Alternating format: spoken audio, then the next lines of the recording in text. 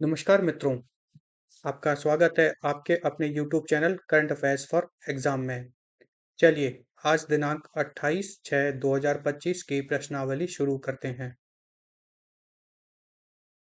हाल ही में निम्नलिखित में से किसने गिफ्ट सिटी और अंतर्राष्ट्रीय वित्तीय सेवा केंद्र प्राधिकरण के अधिकारियों के साथ बैठक की अध्यक्षता की? श्री नरेंद्र मोदी, श्री अमित शाह, श्री राजनाथ सिंह, श्रीमती निर्मला सीतारमन। इसका सही जवाब है श्रीमती निर्मला सीतारमन। हाल ही में श्रीमती निर्मला सीतारमन ने गिफ्ट सिटी के अंतर्राष्ट्रीय वित्तीय सेवा केंद्र प्राधिकरण के अधिकारियों के साथ बैठक की अध्यक्षता की है। चलिए अगले प्रश्न पर आते हैं। निम्नलिखित में से किस राज्य सरकार ने वरिष्ठ नागरिकों, विधवाओं और विकलांगों लोगों के लिए 700 रुपये पेंशन प्रतिमाह की वृद्धि की है? अरुणाचल प्रदेश, मणिपुर, बिहार, तमिलनाडु। इसका सही जवाब है बिहार। हाल ही में बिहार सरकार ने वरिष्ठ नागरिकों, विधवाओं और विकलांगों लोगों के लिए पेंशन 400 रुपये से बढ़ाकर 1100 रुपये प्रतिमाह बढ़ा दी है, जो कि 700 रुपये की वृद्धि हुई है। चलिए अगले प्रश्न पर आते हैं। जगन्नाथ रथ यात्रा निम्नलिखित में से किस राज्य में आयोजित की जा रही है? उड़ीसा, केरला, तमिलनाडु, उत्तर प्रदेश। इसका सही जवाब है उड़ीसा। जगन्नाथ रथ यात्रा उड़ीसा के पुरी से निकाली जा रही है। यह एक वार्षिक यात्रा है तथा यह एक हिंदू त्योहार है जिसमें भगवान जगन्नाथ, उनके बड़े भाई बालभद्र तथा उनकी छोटी बहन देवी सुभद्रा उड़ीसा के पुरी में उनके घरेलू मंदिर से उनकी मौसी के मंदिर जो कि गुंडीचा में स्थित है के लिए रथ में सवार होकर जाते हैं। यह यात्रा लगभग 3 किलोमीटर की होती है। चलिए अगले प्रश्न पर आते हैं। इकोनॉमिस्ट इंटेलिजेंस यूनिट द्वारा 2025 के लिए निम्नलिखित में से किस शहर को दुनिया का सबसे रहने योग्य शहर माना गया है?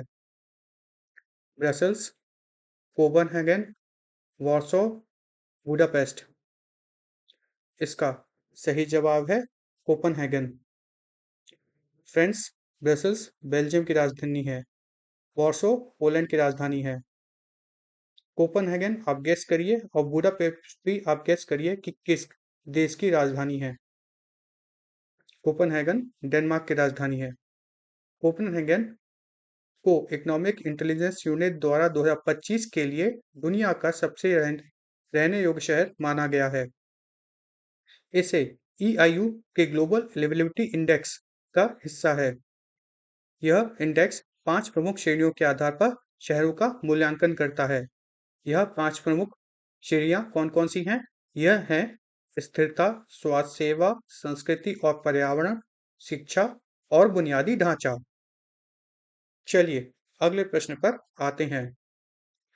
निम्नलिखित में से किसने भारत की पहली समुद्री क्षेत्र की NBFC सागर मेला फाइनेंस कॉरपोरेशन का उद्घाटन किया है? श्री नरेंद्र मोदी, श्री अमित शाह, श्री सर्बानंद सोनोवाल, श्री राजनाथ सिंह। इसका सही जवाब है श्री सर्बानंद सोनोवाल। हाल ही में केंद्रीय बंदरगाह, जहाजरानी और जलमार्ग मंत्री श्री सर्बानंद सोनोवाल ने भारत की पहली समुद्री क्षेत्र की NBFC का उद्घाटन किया, जो कि सागरमाला फाइनेंस कॉर्पोरेशन लिमिटेड अर्थात SMFCL के नाम से भी जाना जाती है। श्री सर्बानंद सोनोवाल ने परिचालन दक्षता और व्यापार में आसानी को बढ़ावा देने के लिए इस प्लेटफॉर्म का उद्घाटन किया है। चलिए अगले प्रश्न पर आते हैं। हाल ही में अमेरिकी विदेश विभाग ने निम्नलिखित में किस देश के लिए लेवल 2 यात्रा सलाह जारी की है? भारत, इजराइल, सिंगापुर, दक्षिण कोरिया। इसका सही जवाब है भारत। हाल ही में अमेरिका ने भारत के लिए लेवल 2 यात्रा परामर्श जारी किया है। इसे लेवल 2 एडवाइजरी भी कहा जाता है। ये क्यों जारी किया है कि नागरिकों को बढ़ते अपराध और आतंकवाद के कारण अधिक सावधानी बरतने के लिए, जिसमें कि जब वो भारत देश में आए तो सावधानी बरतें। अमेरिकी विदेश विभाग द्वारा जारी की गई यह परामर्श विशेष रूप से पर्यटक स्थलों और कुछ क्षेत्रों में हिंसक अपराध, यौन उत्पीड़न और आतंकवाद के खतरों सहित सुरक्षा चिंताओं पर प्रकाश डालता है। इसमें कुछ एंगल जो है, हाल ही में जो डोनाल्ड ट्रंप वाला एंगल हुआ है, जिसमें कि उन्होंने कहा कि उन्होंने भारत पाकिस्तान को युद्ध निपटाया है और भारत ने इसे साफ इनकार कर दिया है, वो भी आता है। शायद यह उस चिड़ में भी निकाला गया हो, कह नहीं सकते। चलिए अगले प्रश्न पर आते हैं। निम्नलिखित में से किस स्थान पर क्वाड विदेश मंत्रियों की बैठक आयोजित की जाएगी? Bharat, Japan, Australia, America. इसका सही जवाब है अमेरिका। क्वाड विदेश मंत्रियों की बैठक 1 जुलाई को अमेरिका में आयोजित की जाएगी। क्वाड का पूरा मतलब है क्वाड्रिलेटरल सिक्योरिटी डायलॉग। यह ऑस्ट्रेलिया, भारत, जापान और संयुक्त राज्य अमेरिका के बीच एक रणनीतिक सुरक्षा वार्ता है। यह एक स्वतंत्रता और खुले हिंद प्रशांत सागर क्षेत्र पर ध्यान केंद्रित करता है तथा स्वास्थ्य सुरक्षा, जलवायु परिवर्तन और महत्वपूर्ण प्रौद्योगिकी जैसी चुनौतियों को समाधान करता है। इसे प्रमुख रूप से चाइना को नजर में रखकर बनाया गया था, जिसमें चारों तरफ से चाइना को कंट्रोल किया जा सके। चलिए अगले प्रश्न पर आते हैं। निम्नलिखित में से किस देश ने 2029 विश्व पुलिस फायर गेम्स की मेजबानी की बोली जीती है? भारत, जापान, चीन, जर्मनी। इसका सही जवाब है भारत। हाल ही में भारत ने 2029 के लिए विश्व पुलिस एवं अग्निशमन खेलों की मेजबानी जीती है। इसे हम world police and fire games 2029 भी कहते हैं। यह घोषणा अमेरिका के बर्मिंघम में WPFG अर्थात world police and fire games federation द्वारा की गई। यहाँ पर भारतीय प्रतिनिधियों ने इसका प्रस्तुतिकरण किया था। विश्व पुलिस और अग्निशमन खेल जो हैं, यह दुनिया के बहुत बड़े खेलों के आयोजन में से एक हैं। इसमें कुल 70 से अधिक देश भाग लेते हैं। चलिए अगले प्रश्न पर आते हैं। भारतीय किसान उर्वरक सहकारी अर्थात Indian farmer fertilisers cooperative IFFCO निम्नलिखित में से किस देश में अपना पहला विदेशी नैनो उर्वरक संयंत्र स्थापित कर रहा है? मेक्सिको, ब्राजील, दक्षिण अफ्रीका, इंडोनेशिया। इसका सही जवाब है ब्राजील। भारतीय किसान उर्वरक सहकारी अर्थात Indian farmer fertiliser cooperative IFFCO Brazil में अपना पहला विदेशी नैनो फर्टिलाइजर प्लांट स्थापित कर रहा है। यह प्लांट ब्राजील की एक नैनोफर्ट के साथ संयुक्त उद्यम है। अच्छा, इसका उद्देश्य क्या है? इसका उद्देश्य है कि भारत की जैव विविधता संरक्षण चुनौतियों पर चर्चा करना और उनका समाधान ढूंढना। यह सुविधा सालाना 4.5 मिलियन नैनो फर्टिलाइजर का उत्पादन करेगा। चलिए अगले प्रश्न पर आते हैं। निम्नलिखित में से किसने प्रतिष्ठित अखंड गोदावरी पर्यटन परियोजना की आधारशिला रखी है? श्री नरेंद्र मोदी, श्री अमित शाह, श्री राजनाथ सिंह, श्री गजेंद्र सिंह शेखावत। इसका सही जवाब है श्री गजेंद्र सिंह शेखावत। हाल ही में केंद्रीय पर्यटन एवं सांस्कृतिक मंत्री श्री गजेंद्र सिंह शेखावत ने आंध्र प्रदेश के उप मुख्यमंत्री श्री पवन कल्याण के साथ राजा महेंद्रवरम में पुष्कर घाट के पास प्रतिष्ठित अखंड गोदावरी पर्यटन परियोजना की आधारशिला रखी है। इसकी अनुमानित लागत 94 करोड़ रुपए है। इसका उद्देश्य राजा महेंद्रवर्मन में एक प्रमुख आध्यात्मिक एवं सांस्कृतिक पर्यटन स्थल को बनाना है। चलिए अगले प्रश्न पर आते हैं। FIH हॉकी पुरुष जूनियर विश्व कप निम्नलिखित में से किस राज्य में आयोजित किया जाएगा? गुजरात, उत्तराखंड, आंध्र प्रदेश, तमिलनाडु। इसका सही जवाब है तमिलनाडु। FIH हॉकी पुरुष जूनियर विश्व कप 2025 तमिलनाडु के चेन्नई और मदुरई में आयोजित किया जाएगा। यह टूर्नामेंट 28 नवंबर से 10 दिसंबर तक चलेगा तथा इसमें 24 टीमें भाग लेंगी। यह तीसरी बार है कि यह टूर्नामेंट भारत में आयोजित किया जाएगा। इससे पहले यह टूर्नामेंट 2021 में ओडिशा के भुवनेश्वर में आयोजित किया गया था तथा 2016 में उत्तर प्रदेश के लखनऊ में इसका आयोजन किया गया था।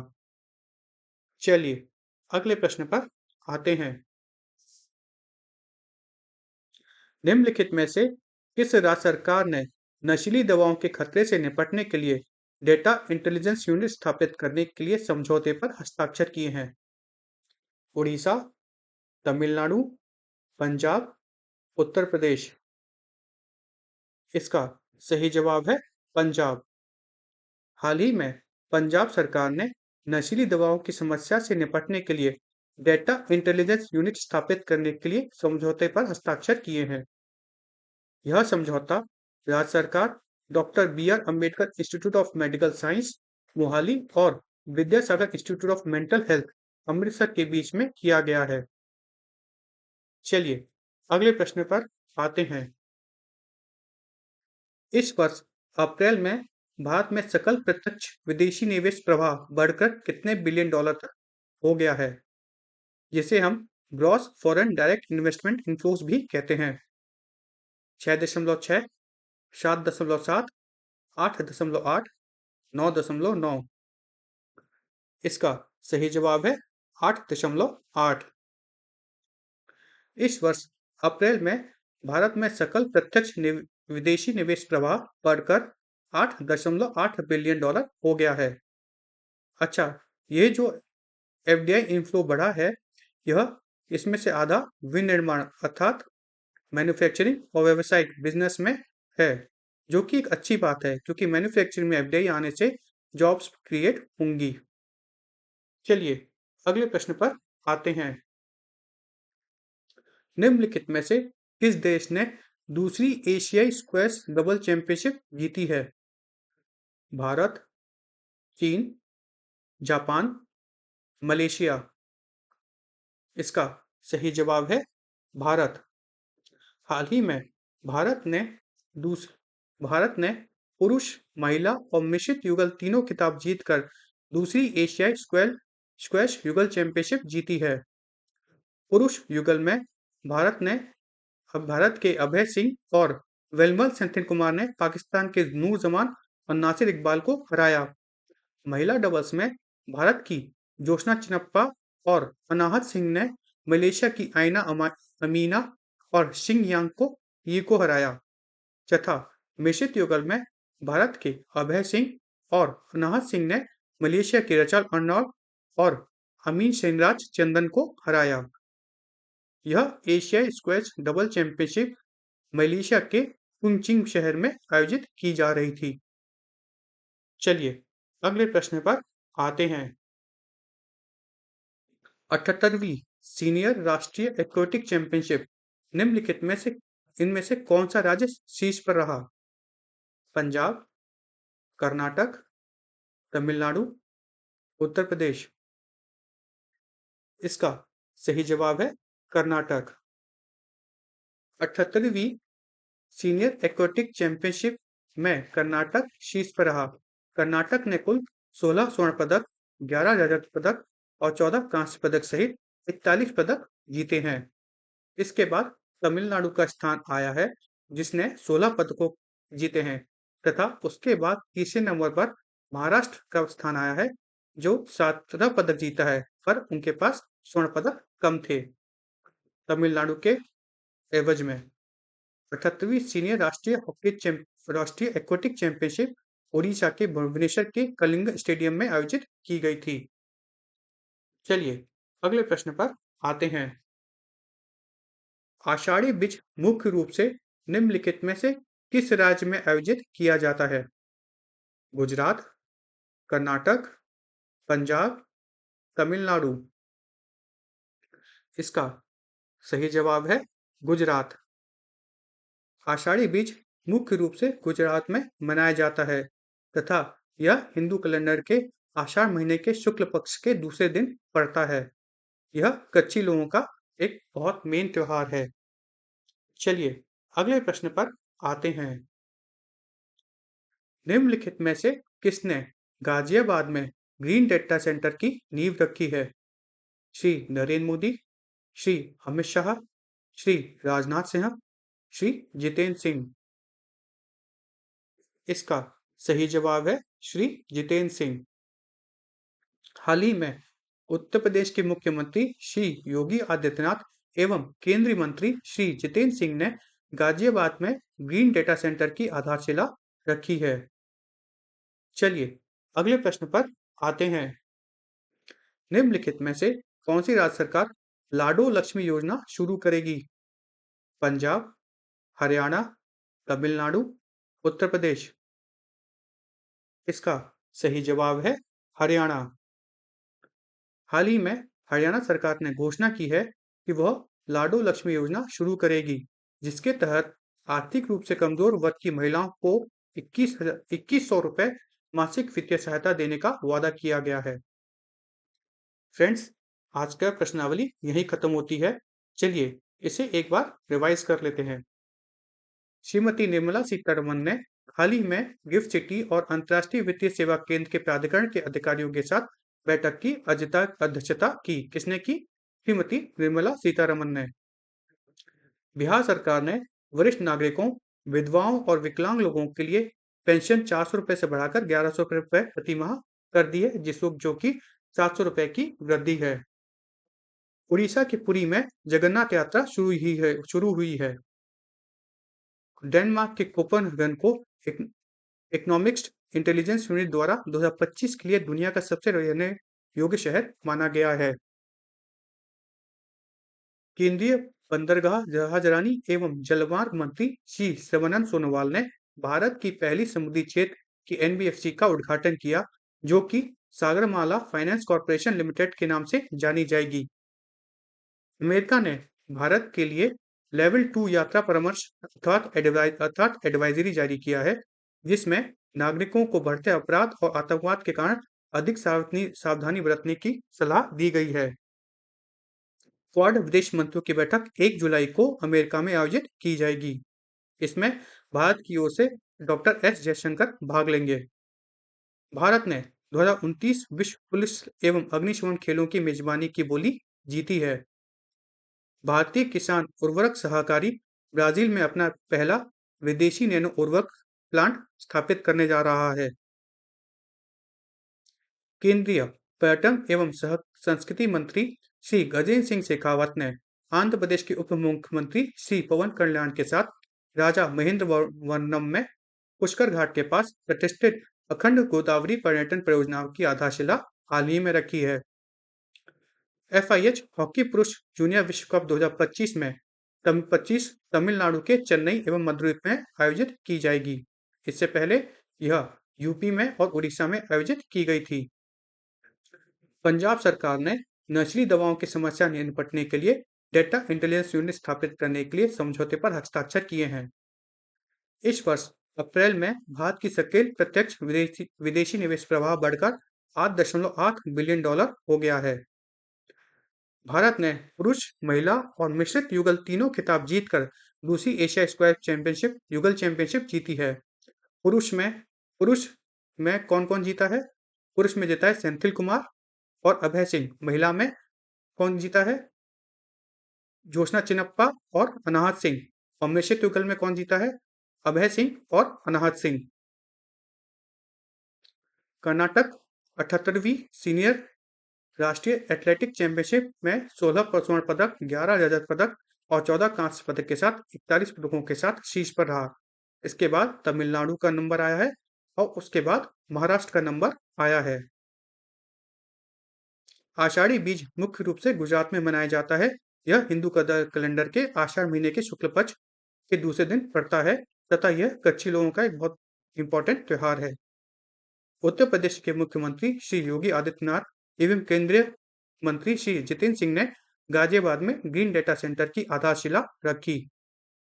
हरियाणा राज्य सरकार ने हाल ही में लाडू लक्ष्मी योजना शुरू की, जिसके तहत आर्थिक रूप से कमजोर वर्ग की महिलाओं को 2100 रुपए की मासिक वित्तीय सहायता देने का वादा किया गया है। फ्रेंड्स, आज का सेशन यही समाप्त होता है। आपको हमारा सेशन कैसा लगा कमेंट करके बताइएगा तथा लाइक एवं सब्सक्राइब अवश्य कीजिएगा। जय माता दी, जय भारत।